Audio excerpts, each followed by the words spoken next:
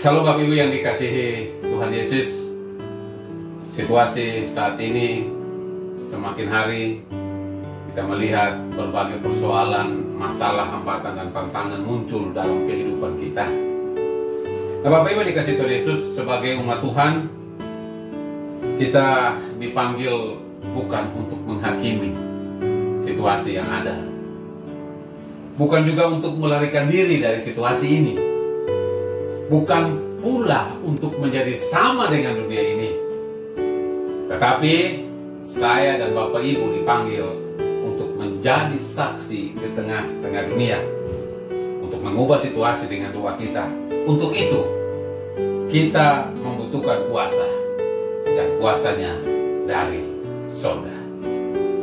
Kisah Para Rasul 1 ayat 8 dikatakan, tetapi kamu akan menerima kuasa kalau Roh Kudus turun atas kamu.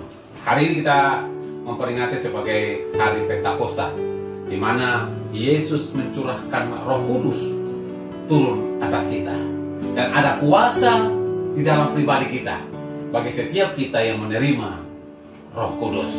Bapak Ibu dikasihi Tuhan Yesus, kita menjadi saksi memang butuh waktu untuk memproses hidup saya dan Bapak Ibu, memproses kita. Dan hari ini, saat ini kita sedang diproses.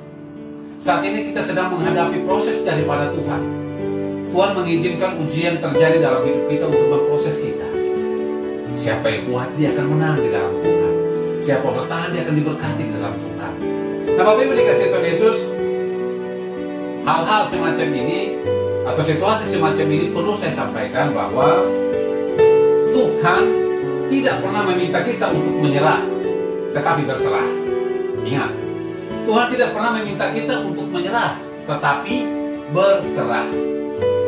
Ketika kita merasa buruk, sesuatu yang sangat menyakitkan dan paling tidak kita inginkan, jawabannya adalah jangan sekali-kali kita menyerah untuk mencari solusinya. Karena Tuhan tidak pernah meminta kita untuk menyerah atas keadaan apapun yang kita alami. Ingat, Tuhan tidak pernah meminta kita untuk menyerah atas keadaan apapun yang kita alami. Tuhan hanya meminta kita untuk berserah diri padanya, meminta petunjuk kepadanya, bukan menyerah dan melarikan diri dari kenyataan yang artinya kita menyerah. Kami dikasihi Tuhan Yesus, hal pertama yang mau saya ingatkan dalam khotbah saya untuk kita di hari yang berbahagia ini, saya tidak pernah bosan untuk mengingatkan hal yang pertama adalah teruslah berdoa, karena telinga Tuhan tidak pernah sibuk untuk mendengarkannya. Yesaya pasal 59 ayat yang pertama mengatakan, sesungguhnya tangan Tuhan tidak kurang panjang untuk menyelamatkan, dan pendengarannya tidak kurang tajam untuk mendengar. Ketika masalah terus saja menghampirimu dan orang-orang yang kita cintai, jangan pernah sekalipun kita berhenti memohon agar Tuhan menolong kehidupan kita. Yang kedua, tak ada doa yang tidak didengar. Kalau tidak dikabulkan, pasti diganti dengan yang lebih baik. Jika kita merasa bahwa Tuhan tidak mengabulkan doa kita, mungkin saat itu kita sedang terburu-buru, sedang tidak sabar dengan masalah yang sedang kita hadapi. Karena nyatanya tidak ada doa yang tidak didengar oleh Tuhan. Kalau memang tidak dikabulkan, pasti Tuhan memberikan penggantinya yang lebih baik daripada apa yang kita doakan. Itu yang kedua. Yang ketiga, yakinlah bahwa selalu ada berbagai manfaat positif. Selalu ada manfaat positif yang bisa kita beroleh dari sikap pasrah kita kepada Tuhan. Bapak Ibu dikasihi Tuhan Yesus, pahamilah bahwa segala peristiwa pasti mengandung kebaikan. Ingat, segala peristiwa pasti mengandung kebaikan. Saat ini memang Tuhan sedang memproses saya dan Bapak Ibu.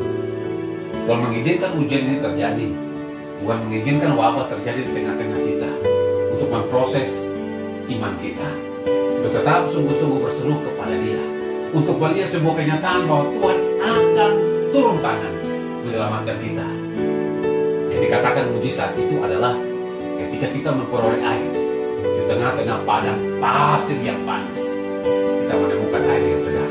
Itulah mujizat. Ketika saya dan Bapak Ibu menemukan jalan keluar di tengah-tengah harapan kita yang mungkin sudah hampa, sudah tidak lagi ada harapan, di situ tangan Tuhan akan menolong saya dan Bapak Ibu. Ingat, pasti ada hal positif di balik semua keadaan yang Tuhan izinkan terjadi dalam kehidupan kita. Dengan berpasrah pada Tuhan, kita memiliki hati dan kemandirian yang kuat dalam mengambil keputusan ketika kita menghadapi sebuah masalah. Tuhan tidak pernah meminta kita untuk menyerah, tapi berserah. Itu artinya Tuhan tidak akan meninggalkan kita. Baca Yosua pasal yang pertama ayat yang kelima. Jika saat ini kita sedang diuji dengan 1000 masalah, maka Tuhan akan memberikan kepada kita 1.000.000 solusi untuk kita menang dalam persoalan itu. Apa yang dikasih Tuhan Yesus? Oleh sebab itu bersabarlah dan teruslah berserah pada Tuhan. Jangan pernah menyerah, tetapi kamu akan menerima kuasa kalau Roh Kudus turun atasmu. Saat ini engkau sudah menerima kuasa karena Roh Kudus sudah turun atasmu. Berharap, percaya, dan Tuhan melihat waktu segalanya indah pada masanya.